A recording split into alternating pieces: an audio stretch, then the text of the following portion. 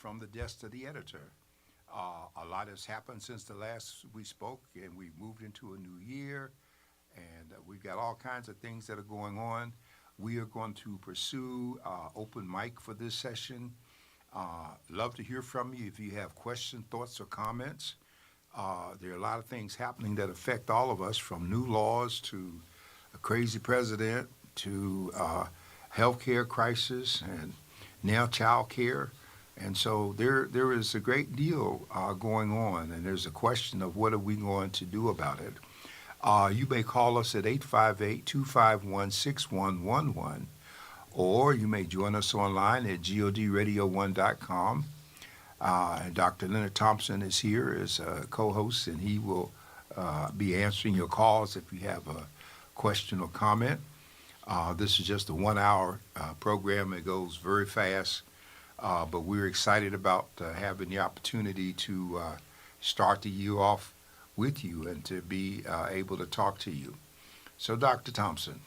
Well, good afternoon, good evening, and thank you all for tuning in to From the Desk of the Editor. So excited to be with each and every one of you all today.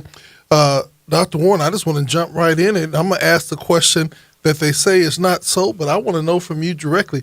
Are we at war? No, we're not at war, but we're in a very precarious situation that is going to impact all of us for generations to come. The question no longer so much is what is Trump doing as how long will the Congress, the Supreme Court, the Republicans, the people in his administration who are wise enough to know better, is just how far will they go? I think Trump is trying to replicate in America what Putin has done in Russia in terms of taking over. Putin wanted to either be readmitted to NATO, the North American Treaty Organization, or he wanted to destroy it, or he wanted to stop Ukraine from getting membership. And this action that Trump has taken, planning and talking about against Iceland, is a violation of Article 5 of the NATO alliance. And Article 5 says attack against one is an attack against all. And so we could very easily be put at war with our own friends, and therefore destroy the alliance, which would be right up Putin's alley in terms of what he wants to see as Trump tries to become the dictator in this hemisphere. And it is up to us, the American people, to stop this madness. And I think one of the ways we stop it is by taking actions against the people who are not acting according to the oaths that they took when they swore to uphold and defend the Constitution of the United States. That's the Republican Party in power. Every official who holds an appointed position that took an oath of office, they're in violation of that oath of office at this point. And so this is a very serious time. I could say more, but I'm going to wait. We got some program time. I don't want to unload the whole thing at one point. Well, one of the things, the reason why I asked that is because, he wants to talk about what a great operation it was, but there were people that were actually hurt. Several people on the other side were killed, and I believe that we're still going to get a report that we have lost soldiers, although they don't report it right now. Well, we had some injuries, and so we don't know what happened. We don't expect them to tell us, and that's just the way they do business. They did have to brief the Congress, which they did, but that doesn't mean that they didn't lie and just go through the motions in terms of the briefing. So we've got multiple issues going here in this case. I'm most concerned with the fact that, and I said it in my editorial this week, Trump took a page from a playbook that goes back as far as the Roman Empire. In the days of the Caesar in the Roman Empire, the Caesar could suspend the activities of the Senate by declaring martial law for 6 months based on having an enemy. And so Caesar always made sure he had an enemy to keep on extending that. And as long as he could do that martial law extension, then the Senate couldn't act against him in terms of his conduct. And so we've seen in this country situations where when domestic programs are bad, weak, and in danger, just like it was with Bush prior to 9/11, the moment we find an external enemy, all America's attention focuses on that. In this case, we were coming into the new year with the destruction of the Affordable Care Act. We were coming into this new year not having the SNAP program and the Epstein files showing that there are people who should be on trial that are being hidden by the sanitizing of what's being released, even after the Congress demanded that everything be released. All of these issues, which were front and center, have been pushed to the back burner by the Venezuela invasion. And part of that is by design. So that's what I mean when I say the playbook. Trump always finds a way to deflect the attention. Now today, the attention is flexing back because we have this situation of an ICE agent killing a civilian in Minneapolis. It seems like Minnesota is a magnet for violence, from George Floyd to the young man killed by the police officer on a traffic stop to the guy who came there with the sniper rifle and they got him off and made him a hero, to the killing of the members of the legislature, and then the killing of the cop who the man who did it, posing as a cop, and now this. So we got all kinds of stuff coming out of Minnesota, in addition to the governor having just announced that he's not going to seek re-election because of some scandal that's brewing in terms of, I think, welfare fraud and efforts to make him a part of it. If we look closely at this president, he has done nothing in terms of an agenda addressing national ills. He's put a fool in charge of Health and Human Services. Vaccines have been suspended. Measles outbreaks are up. All kinds of health challenges are surfacing. CDC has been gutted. An emergency plan for dealing with disasters through FEMA has been messed with. It's just like the Office of Education transfer. It's like a systematic destruction of America as we know it. The ranking military officers have been fired, and so we are losing the institutional memory, which helps us so much in terms of conflict. And of course, at least 50 members of Congress have indicated that they're not going to seek re-election, so they're all running for the hills. And meanwhile, the American people keep looking at these daily polls and looking at the numbers. And the only reason Trump has any numbers at all is that the handful of conservative, fanatical white people voting for him have made the decision that racism is greater than democracy. And so they will hold their noses and do anything and allow him to do anything that will keep on deporting people, keep on identifying African countries and S-hole countries, and blocking people coming in. Another 7 countries have been put on the list. And so and they're happy because of the number of people that have been deported so far. Yes, yeah, and one of the things that, the reason I was asking, I started off in Venezuela, is that, all I hear now is about oil. I don't hear very much about the drug trade or how they're going to stop that. I hear that it's about the oil. And here's the good thing. If it was so dangerous in Venezuela, how are American companies going to go in there and be able to operate if it's so dangerous? Well, that won't be a problem, Dr. Thompson, because you see, if you go back and look at Cuba, yeah, we own a lot of businesses in Cuba. We were doing great until Fidel took over, and he nationalized those businesses, which is something that is done whenever dictators take over and ignore whatever agreements Americans have. We helped build the infrastructure that was there in Venezuela. And so it's always been about the oil. I mean, when we look at what happened in Iraq over there, I always said it was about three causes: regular, premium, and high tests. Hmm. And so it's always about the oil. Right now, according to the latest figures released today, we're going to be acquiring 30 to 50 million barrels of Venezuela cruise daily, I guess, or at least what's coming. We've seized another oil tanker. This one was under a Russian flag. Venezuela has the largest oil reserve in the world, and you can bet that Trump and the people that he's trying to put in place will get more out of that than the people of Venezuela will.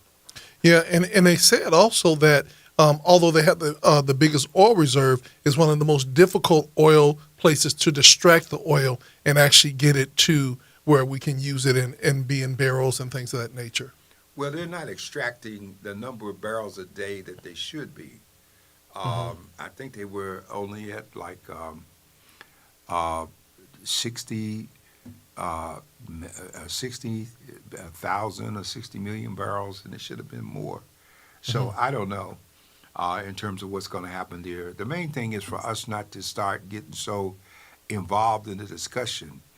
We know that from what Trump did with Venezuela, he probably has a plan to take over Panama, and he's probably using the focus on Greenland as a diversionary tactic to help people look at that while they go toward taking Panama. We built the Panama Canal. We gave it to the Panamanians. Trump and them are complaining about who is operating it is being subcontracted these days, and we don't know. We say we don't want to wake up and see Russia or China controlling it, and so if we can take Venezuela, we can certainly take Panama, and that's on the drawing board. So, one of the things about it, I was having a conversation, and one of the things that Americans have not really experienced in many, many, many years is actually war that is actually hitting our shores. We've had some wars that might have happened way back when, but we have not seen war that actually hits our shore where we're actually being attacked. And being in a military city, I think that all the military should be very concerned at this point that we're vulnerable and people are looking at us just as we're looking at them.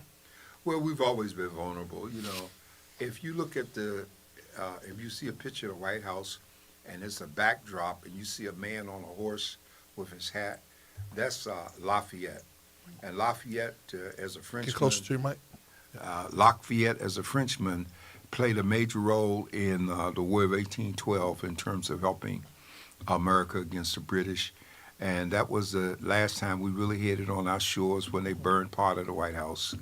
And so that's an issue. I don't see that happening anytime soon. I don't see boots on the ground. There are only a couple of countries that have enough manpower: China, North Korea, Russia, to come. I don't think Russia can try based on the way they're being tied up trying to take Ukraine. So all China has to do is just sit back and watch us self-destruct, really. We could be drawn into a war with China because we have sworn that we would defend Taiwan. Taiwan is flexing their muscles toward independence. China is saying under no circumstances will independence be permitted. And so we're also threatening Iran at this point because of the unrest that's going on there and the protests. And the president is also letting Iran know that if necessary, he will take action against them, even though the protest doesn't involve us. It's their own country, their own people that are fighting. And now they're rattling their sabers saying if that happens, then there'll be consequences, which is the worst thing you can say to this president because this man is absolutely unhinged. And so I don't think he's going to waste no time talking. You know, historically, the Democrats try to buy off opposition, but the Republicans are always ready for a fight. Hmm. And so we're getting a fight. Just like people looking at high grocery prices. I can't think of one Republican president we ever had other than Lincoln and the changeover with Roosevelt to Democrats because of Social Security and the promise to put a chicken in every pot. But we haven't had any president, uh, Republican presidents that didn't try to raise the money. I mean, Woodrow Wilson, Hoover, they all were disasters. So here we are. Again, we all at recess while, Nero playing the fiddle while Rome burns. And My America's beginning to burn. my question to you, Dr. Warren, is simply this, and maybe it's just me, but I've never seen Congress and the Senate be so quiet, and the Supreme Court rubber stamping everything. I've never seen this before in my life, and my question is, what is it that Donald Trump has? We don't know. We don't know. We know that part of his thing has been a threat against people's families, and so that they would threaten to kill people if they rose up against him. Supposedly, that's one of the reasons that MTG, Marjorie Taylor Greene, is stepping down this month because of threats and intimidation. So we just don't know. We don't know what it is that he has, but we do know that he's the poster child for the racists that want to stop the browning of America, the blackening of America, too many people coming in, the visas are being suspended, and I don't care what he does, white folks are not having babies in sufficient numbers to replenish the population. The birth rate is down among whites. It's up among Latinos, even more so than among African Americans or blacks. And so these are just some of the facts on the table. All right, so can we go back to Minneapolis? Sure. Okay, so with Minneapolis, the governor has said he's not going to run, so that race is now open. We see that there's been an attack on child care in Democratic states only. California, we knew we were going to take that hit. But he has boots on the ground with the National Guard and everything else, saying he's going to make things better. But now all of a sudden we're just seeing that there's just a lot of violence, and it looks like it's going to get worse. Oh, it will get worse. It will definitely get worse. If you watch the crowd in Minneapolis, you can see people are ready to go over the edge. And that's exactly what Trump wants. That's why the mayor of Minneapolis was warning people. He wants to push you to the point that you become lawless, and therefore he will then be justified in sending in more troops. He just sent 2,000 ICE agents to Minneapolis. That's ridiculous. Yeah. Absolutely ridiculous. And what do? They hit the ground shooting. Yeah. So we can expect more of this kind of madness. And so with that being said, what is the impact? I'm thinking of Head Start in California. Will Head Start wind up closing their doors? I don't know. We have Okay. no idea. We don't know if they got funding from other sources or what. And those are questions we're just going to have to wait and see what the answers are. Yes, yes. And so, this moving forward, I'm just really just overwhelmed with the quietness, but yet we have somebody like not Marjorie Taylor Greene, but Crockett, who is running in Texas. Do we think she's going to be able to turn that position blue? Well, we don't know. She's running for Senate. She's got some stiff opposition. She just as well run because I believe her district was impacted by the 5 seats in the gerrymandering that took place that Trump ordered the governor to do in an effort to try and maintain a Republican majority in the House going forward. Mm-hmm. So I don't know. I mean, I would, what's his name that ran before twice for governor and got shot down? Texas can be a very conservative place. There's a lot of big money there, a lot of big oil money there, and they'll buy whatever seats they need to. Yeah. So going into the new year, Dr. Warren, what is the message now? What is the message that we have to move forth? What is the marching orders do we need to look forward to? Well, I think the first marching order was a restatement of what Thomas Jefferson said when he said, "Eternal vigilance is the price of freedom," and we have to pay attention to what's going on. Mm-hmm. A lot of us don't pay attention. We don't read. We don't look. I have that among some of my papers, and my national group is chairman of the all of the black papers in America. I got publishers that don't read, but they complaining that they need business. So I don't know the answer. I think that one of the things we have to do is stop thinking as individuals and start thinking as a part of the collective. So that if they come for your neighbor, they've come for you too already, and you can step right out there and step up and help the neighbor. So, with so much things changing and so much happening around the nation, it seems like we're starting off this year almost worse than we started off last year because so much has been done. We were considered in the world community as measles being eradicated. But now we have this leader, Secretary of Health, and that has literally turned it upside down to now they're going to declassify us as measles being gone and that it is an issue again in the United States. Well, it is. It's going to continue to be. We're not doing anything about it as long as Congress doesn't act, which they could, and they just rubber stamp whatever's going on. This matter is going to continue until the people can vote folks out of office that are doing Trump's bidding and letting him get away with violating the law and stepping us back into being a constitutional democracy that people respect and adhere to. Wow. And so here, let's move to local. We're here in San Diego. What's new and what do we have to look forward in San Diego? I know one of the biggest things everybody's been talking about, which is not, unless you go to Balboa Park, it's not a big deal, but now pay the park to go to the park. I don't really think about the Balboa or the pay to park. San Diego has been moving for a very long time in the direction of frustrating drivers. We see all the streets where they done put those middle dividers in. They've knocked out a lane that was traffic and made it parking only on a number of streets. We've gone from 2 and 3 lanes to 1 lane in each direction.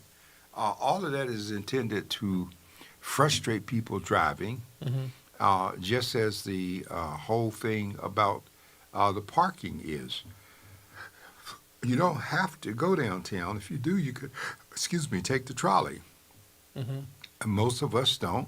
California is notorious for its single occupancy cars. And people rather pay the price than do something about it. And that's where we are, so that's what we're going to see more of. So what are some of the big issues that you see happening this year in San Diego that are going to kind of change the atmosphere? I don't see a lot changing the atmosphere. I mean, we've got 3 to 5 new congressional districts that we got to deal with. We got to bump Darrell Issa out in terms of East County because he's a crazy Republican. California has 52 congressional seats. 12 of them have been Republican. And we're trying to pick up as many. We need at least 5 more seats so that we can convert the House. And that doesn't have to work to the election because if enough people leave and the Democrats become the majority, then it's got to turn over. So I think that's one of the areas. We got a lot of new laws that went on the books, and so we need to pay attention to those laws because we will be impacted once they're on the books and they're out there. we can't say, oh, I didn't know, Hmm. because you had an opportunity to read and find out. So Yeah. we'll see. Well, let me go forth. Looking at the things that are taking place in San Diego, we just had the terrible group of rain this recently, and it looked like we almost were getting ready to have the same thing that happened before, and we saw the floods come back, but this time people took action. My question is that they took action so they wouldn't get flooded out, but what is the city doing that the people don't have to do that? Well, obviously nothing, because the city drove by and looked at at what was happening, but it was the neighbors that got down in the water, Hmm. pulled up the grate that was blocking the drain, and let the water go that reduced it, so that we didn't have another flood situation. It's the people that did that, and there's no excuse, because right after the last flood, you saw all kinds of work going on the storm drain system, crews cutting trees, moving trash in the whole bit. And so you would have thought that in an area that flooded so badly before, Hmm. they would have had boots on the ground to make sure that that was ready to take the water. They didn't do it. So I don't know. Yeah, one of the things that was really sad is that even when they were reported, people were not. It was almost like, okay, we know what's happening, but we don't plan to move on it. You know what I'm saying? And so that's why the community had to get out there and make it happen. Well, ultimately, this is the mayor's fault, okay? Mm-hmm. We have moved from a weak mayor form of government where the city manager was in charge to a strong mayor form of government where the mayor is in charge. Mm-hmm. And so ultimately, this falls on the mayor in terms of making sure these things are done. And I know he means well, but he's still got a lot of people in his administration who could care less, Mm-hmm. and they're not gonna work hard. They're gonna work to preserve their jobs and whatever they're doing. They're not working to preserve the stick that we have. And so, how do you see us moving forward? Because we're going to continue to have this until we actually find a solution. I don't know, Brother Thompson, because the people of San Diego, they should be at City Hall whenever there is a hearing. We should be on top. We should be speaking. There's very few people who go down, and then we wait until after the fact to have a reaction. We Mm-hmm. got 4 city council seats up, including District 4, Henry Foster.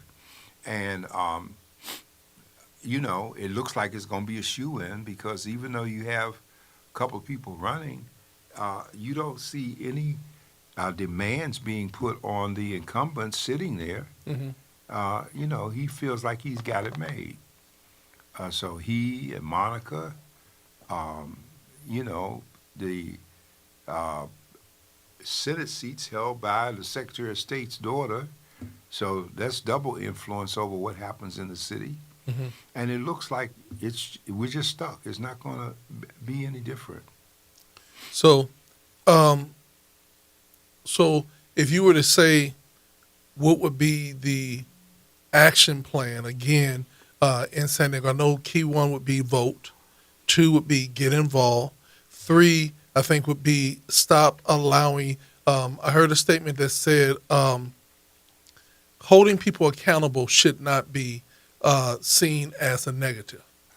And so what I'm hearing you saying is that we need to hold more people accountable, not just because we're friends or we like them, but are you doing what we voted for you to do? Well, we need to hold ourselves accountable first, Mm-hmm. okay? Even as we do Black Men and Women United for 20-some years, there are at least 100 people that have signed up at some point that we send notice to each week, and some of them open the email and that's it.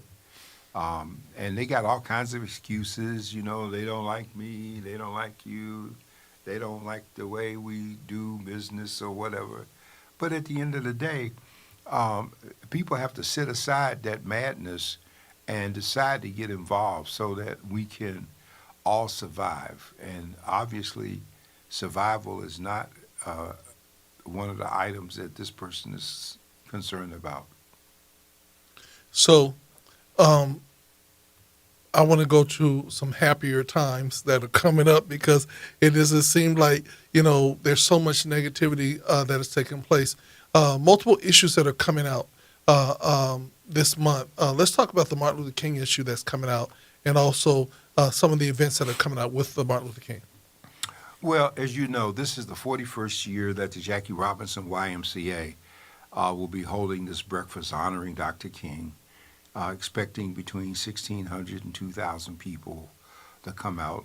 Very proud to say again, Dr. Thompson, that you have been identified as one of the recipients of the Distinguished and Prestigious Award that they give each year.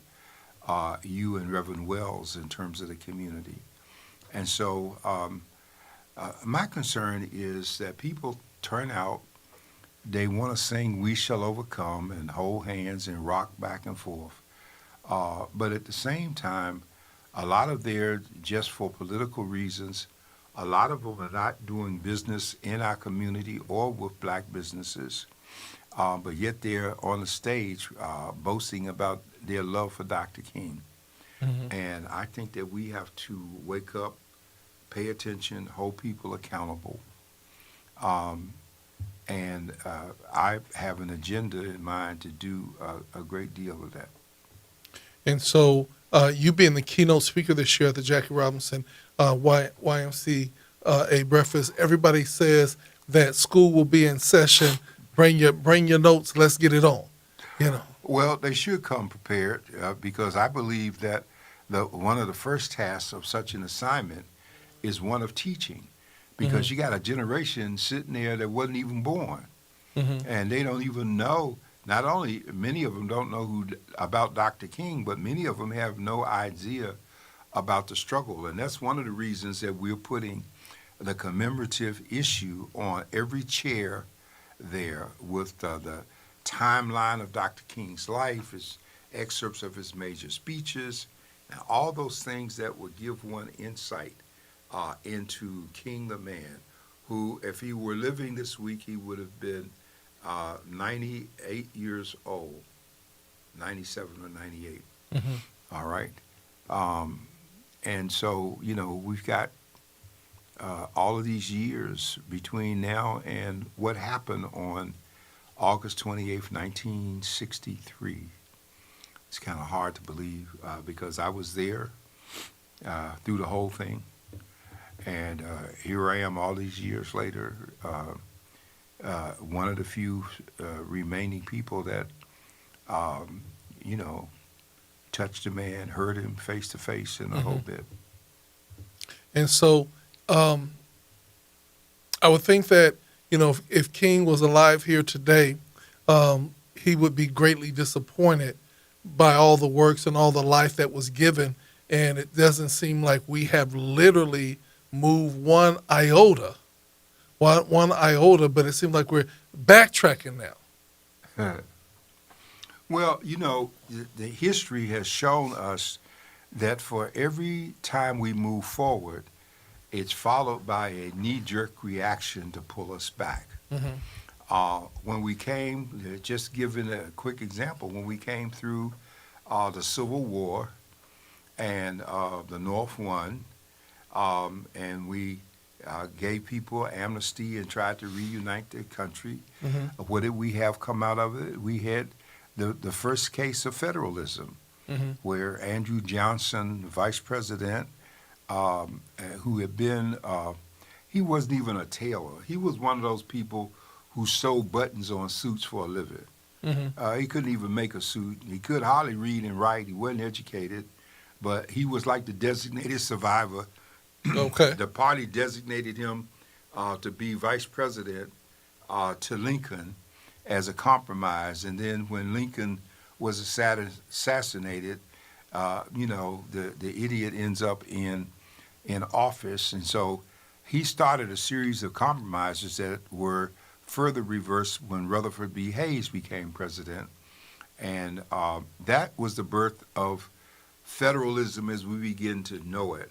But federalism, in a sense, we always said that the whole idea is for the federal government to only be there to help the states, but not to try to govern in lieu of the states. Okay, and Article 10 of the Constitution speaks to all powers not given to by this Constitution to the federal government under Article 1, that all those things are reserved to the states, and hence the welfare, the rejection of the Affordable Care Act by places in the South that needed it the most, because it was called Obamacare, and they were ignorant enough to think that that meant they shouldn't take it.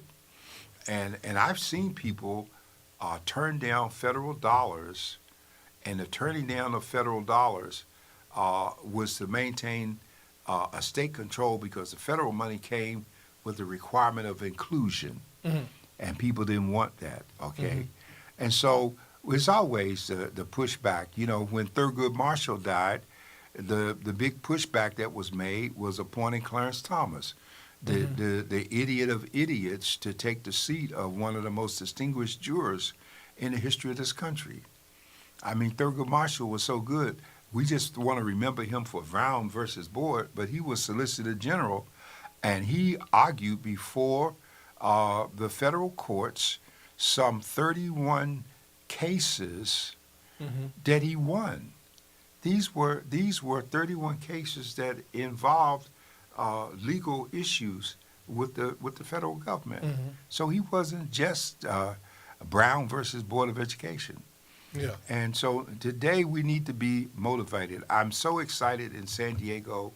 We have a cadre of young black judges, a sharp group. It's about 12 or 13 of them. And some of them look so young you wouldn't even be able to think they were on the bench.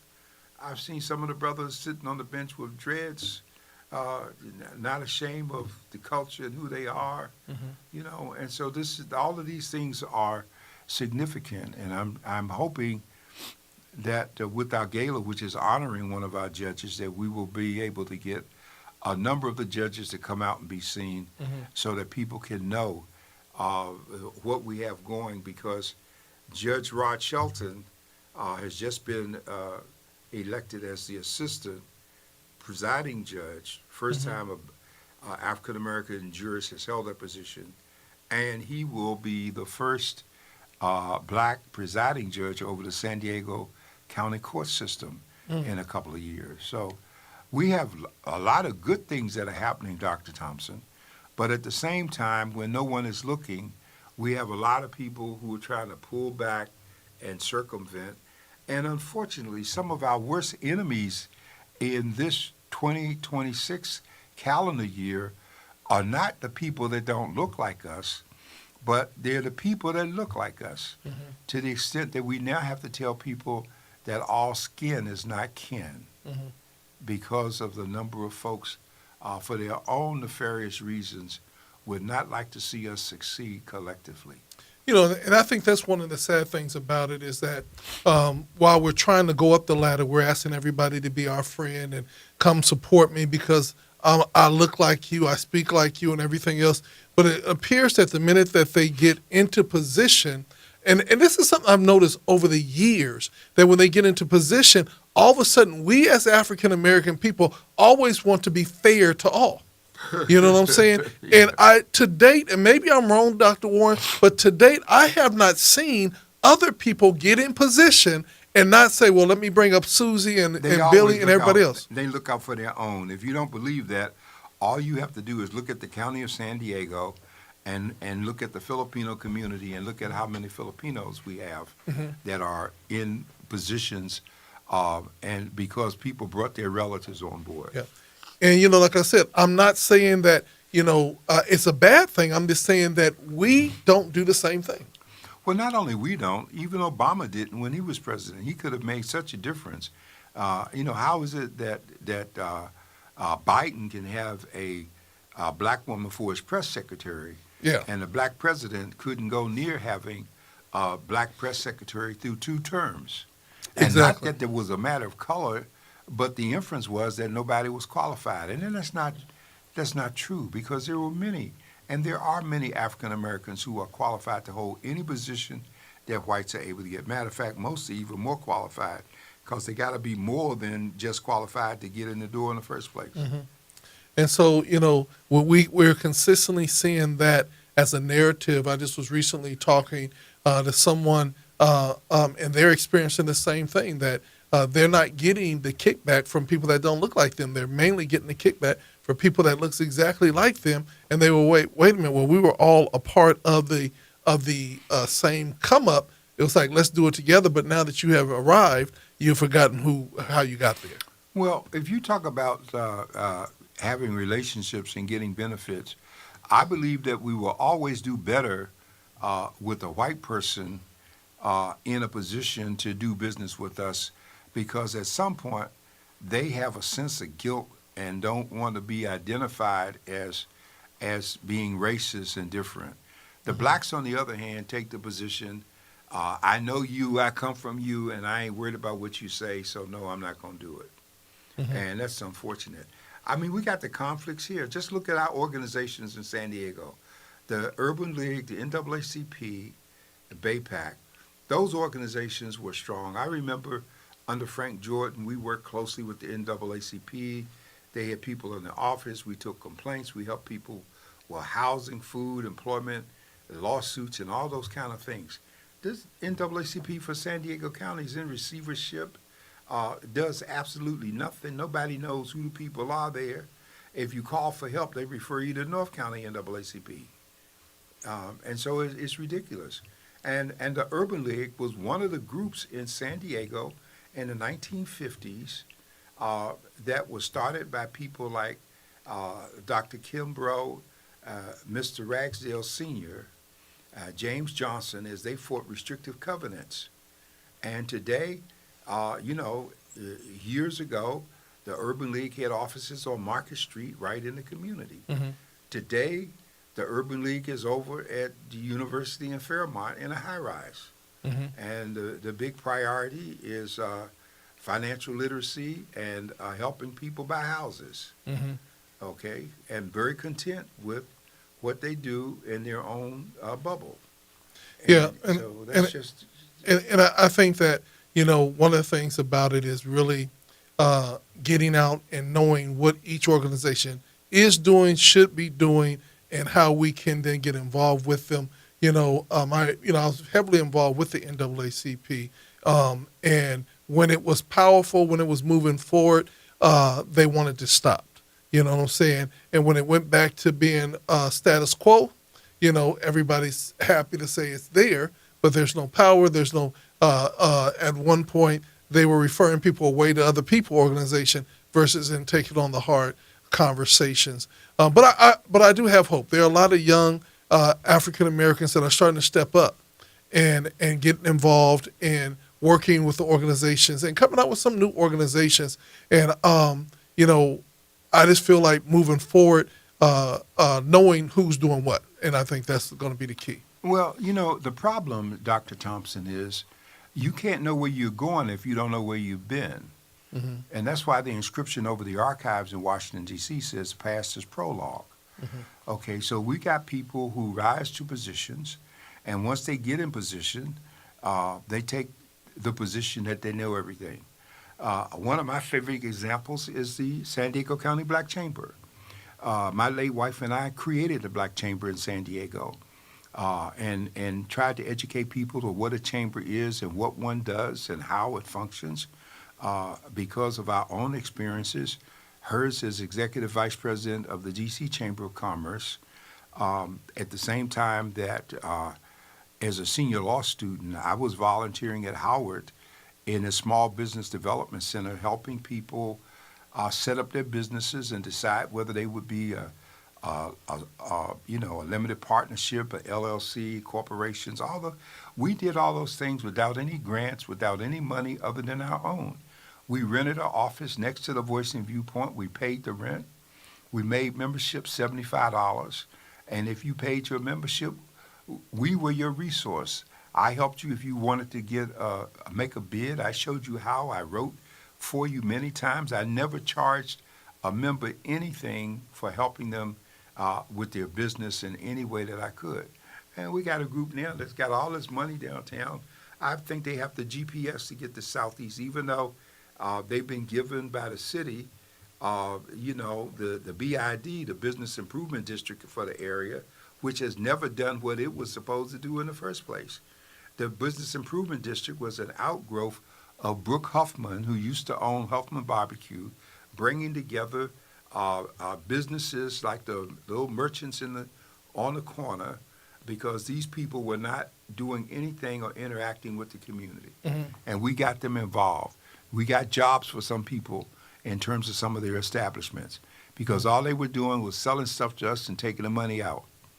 Mm-hmm. And so, but this group today, they're not interested in what happened yesterday. Mm-hmm. They don't see a connection other than what they want to do. And the tragedy is that there is an element of folks that represent an old guard. I'm just going to call it that because it's both black and white. An old guard that will rush to pump up some of these newcomers because they know that they don't know what they're doing and they don't know what happened before.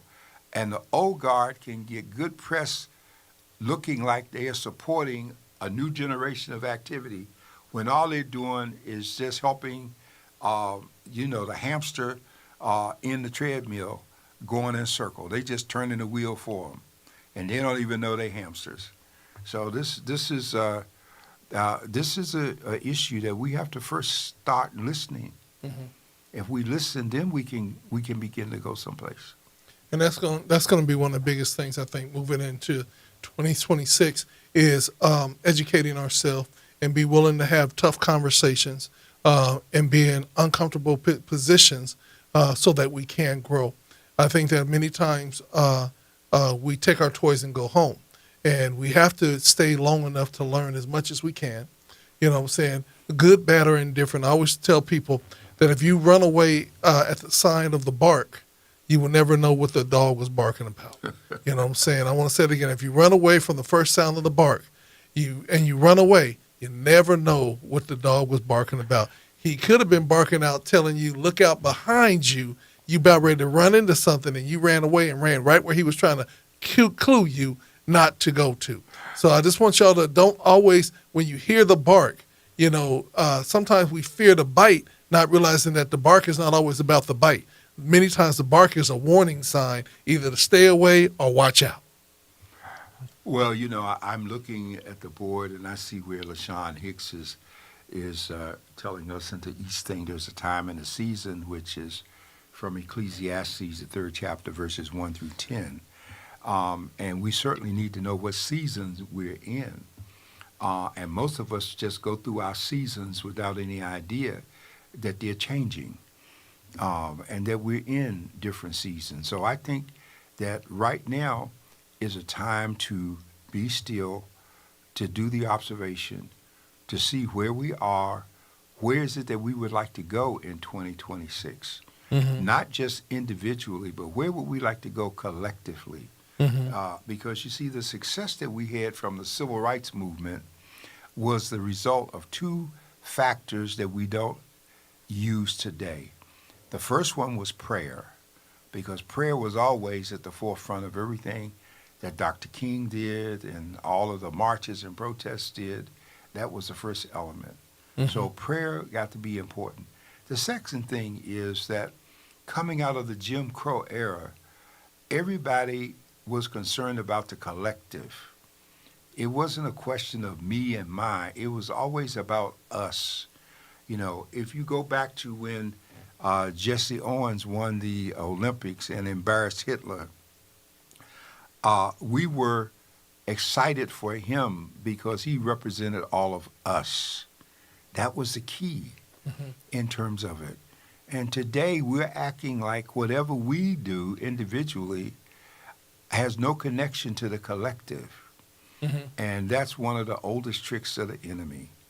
As one person once said, once the greatest trick that the devil ever got away with was convincing people that he didn't exist. And so instead of us looking collectively at who we are, We are worried about DEI, which was only another substitute for the war against affirmative action. And we know that we always had to be twice as good and better than whoever we were competing against because that was just a requirement. Mm-hmm. So now what are we doing? We've dropped our guards. We're complaining that they're banning books. Well, it doesn't matter. We got churches. They got space. We can have libraries. We can have workshops and sessions. We can restore what we had even here as little as maybe 30 years ago when we had the rites of passage for young men. And we had Saturday schools in our community. Somali community had Saturday schools. Black community had Saturday schools.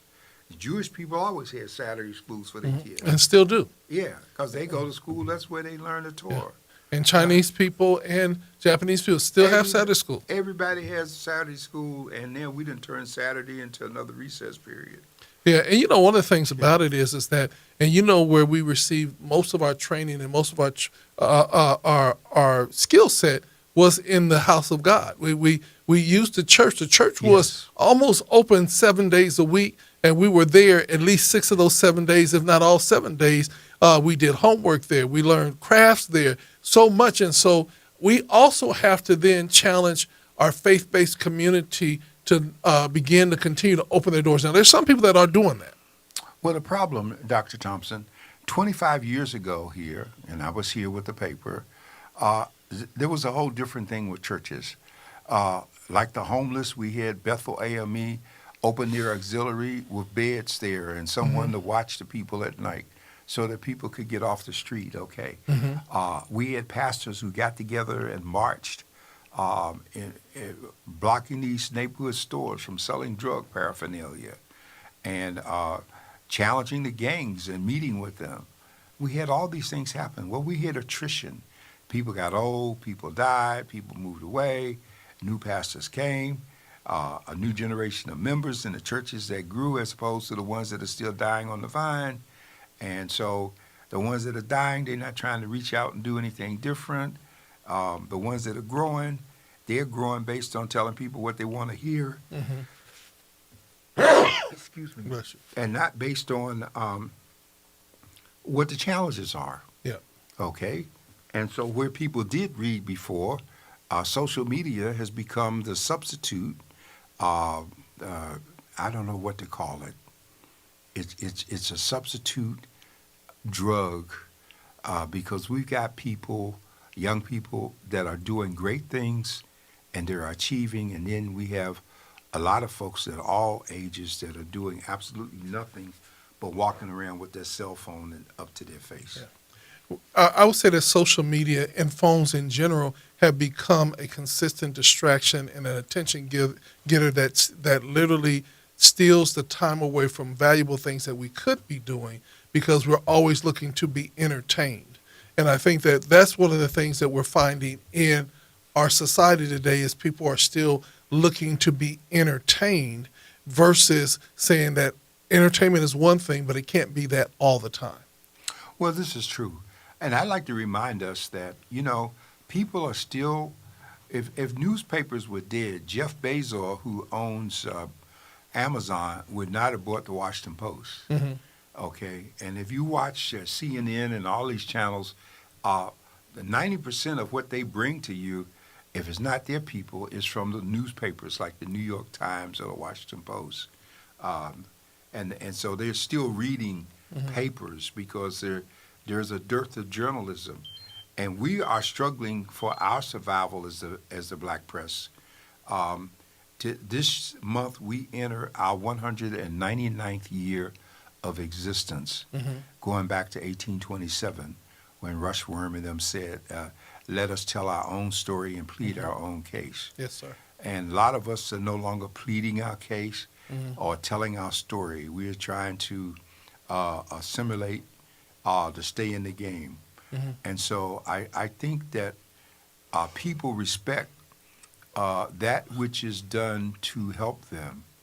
And the Voice and Viewpoint has been very blessed to have a unparalleled degree of community support going into this 66th year of existence. And I'm excited about the extent to which we have a relationship with people.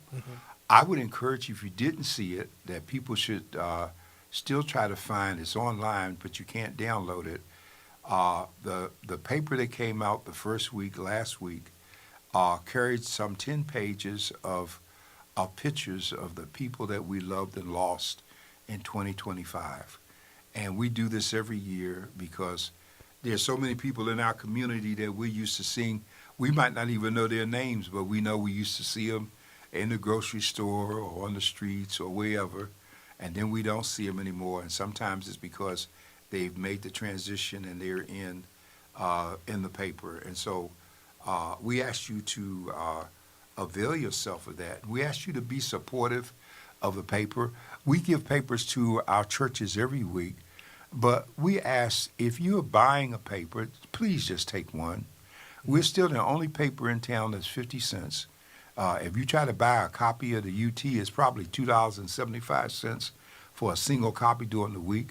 If you try to buy the Wall Street Journal, I think that's $7 or $8, even though it's online. But we are not changing prices. And then we're losing stands as people decide they don't want our papers near them anymore and on the streets, and they're making us pull them. And yeah, we're online. Yes, we do give papers to our churches and to our senior centers and to our schools, as we're going to be doing. We still do those things. But you can help us by being supportive. You can help us by asking the people that you do business with why they don't do business with us. Because if they do business with us, then we can hire people. We can hire more people that we have in the community working. And so these are things we want to share. GOD Radio, Dr. Thompson and them doing a phenomenal job every day, gospel winning awards nationally. But they remind you of the scripture that says that the prophet is without honor in his own home, because they are more appreciated on a global scale everywhere else than right here in San Diego. And that's the problem we both have. Have 184 countries that read the Voice and Viewpoint.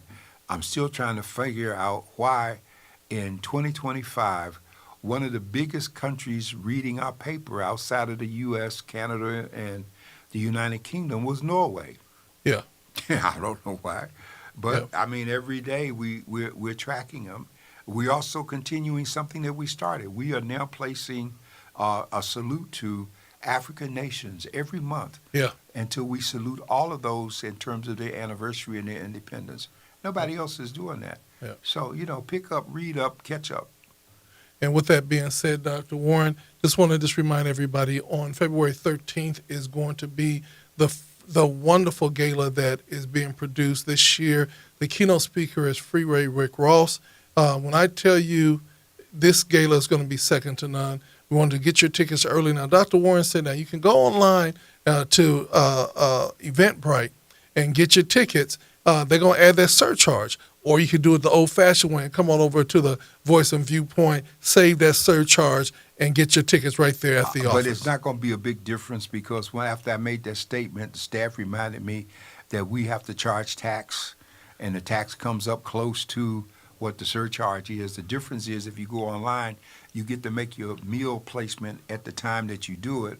If you come to the office, we'll take the payment and we'll take the meal placement and turn it in. But you can do it all in one place if you want to. Okay. And you still have time to get it done because, every year people wait till the last week and it's sold out by then. And we don't add, once it's sold out, we don't add tables and chairs and all that foolishness. It is what it is. Well, with that being said, this is From the Desk of the Editor with Dr. John Warren. Dr. Warren, thank you so much. I think we're going on 6 years or 7 years now of doing this every single week on Wednesday. We're going to encourage everybody, tell a friend, let's get in, let's have dialogue. If you have some topics that you would like to discuss, please share with us in advance so that we can bring it right here. And if you get on, especially if you're on social media, put your questions in the feed and we will do our best to answer it. Shout out to Minister Paul Parker. He said this interview was very informative, although I live in the city of Long Beach with similar systemic issues. So, Dr. Warren, we're hearing and feeding back. Thank you, Sister Gus, for saying that she loves the voice and Viewpoint. And thanks everybody for tuning in again from the desk of the editor And with Dr. John Charlotte, Warner. Gus, would you please be in touch with me? I need to follow up with you. And you know our number at the office, 619-266-2233. Haven't forgotten you in terms of who you are or your late husband, and we still love you. Thank you. And that's how we do it. We are